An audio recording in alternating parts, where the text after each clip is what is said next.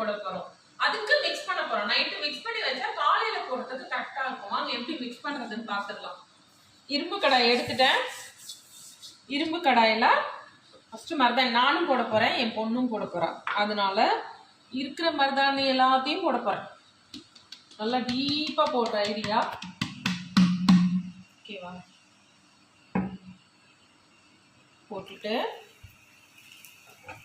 Sunrise இல்லைன்னா coffee decoction. நான் வந்து இப்போ காஃபி டிகாஷன் இல்லை, காலையில் ஊற்றுனா தான் இருக்கும். சன்ரைஸ்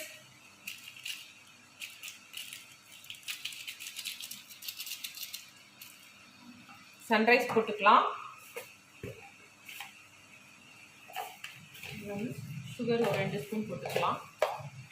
லெமன் வந்து ஒரு முழு லெமனை வந்து கொட்டை எடுக்கல. ஏன்னா கலர் எவ்வளோ டார்க்காக இருக்குன்றது நம்ம அந்த கொட்டையில் வந்து கலர் ஏறி இருக்கும், அதை பார்த்து நம்ம இது பண்ணிக்கலாம். அதனால நீங்கள் வந்து அதோடைய அந்த சீடோடையே போடுங்க. கண்டிப்பாக இவ்வளோன்றதுனால நம்ம வந்து ஃபுல் லெமன் பிழிஞ்சிக்கலாம்.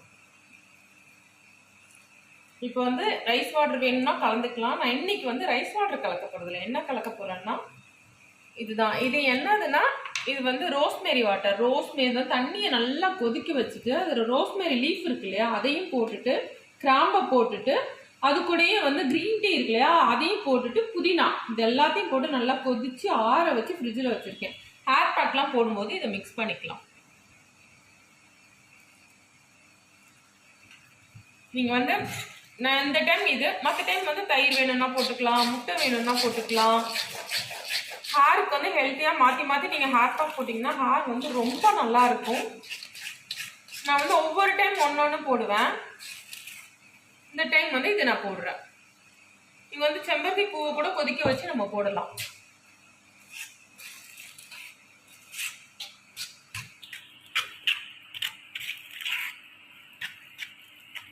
எப்பவுமே ரொம்ப கொஞ்சம் கட்டியாகவே கலந்து வைங்க. காலையில் வேணா கூட நம்ம திரும்ப வந்து லெமனோ ஏதோ கொஞ்சம் டிகாஷன் திரும்ப காலையில் வேணால் மிக்ஸ் பண்ணிக்கலாம். ஏன்னா சர்க்கரை போட்டிருக்கிறதுனால நேரம் ஆக ஆக அந்த சர்க்கரை மெல்ட் ஆனோன்னு நீர் விட்டா மாதிரி ஆகும். அதனால் கலந்து வைக்கும் போது நீங்கள் கொஞ்சம் இந்த மாதிரி இதுவாகவே கலந்து வைங்க. கண்டிப்பாக இரும்பு கடாயில் கலந்தாதான் நல்லாயிருக்கும். அதாவது வெள்ளையாக இருக்கிற முடியில் வந்து கலர் ஏறும், கருப்பாக இருக்கிற முடி நல்லா ஷைனிங்காக நல்லாயிருக்கும். தலையில் பொடுகு இந்த மாதிரிலாம் இருக்காது, ஹேர் கொஞ்சம் நல்லா ஸ்ட்ரைட்டாக இருக்கும். என்ன நான் எப்பவுமே சொல்கிற டிப்ஸ் தான். மருதாணி போடும்போது வந்து நம்ம வந்து தலையில் எண்ணெய் இருக்கக்கூடாது, தலை அழுக்காக இருக்கக்கூடாது. தலை வந்து ட்ரையாக இருக்கும்போது மருதாணி போடணும். மருதாணி போட்டுட்டு ஷாம்பு வாஷ் பண்ணக்கூடாது, ப்ளைன் வாஷ் பண்ணணும்.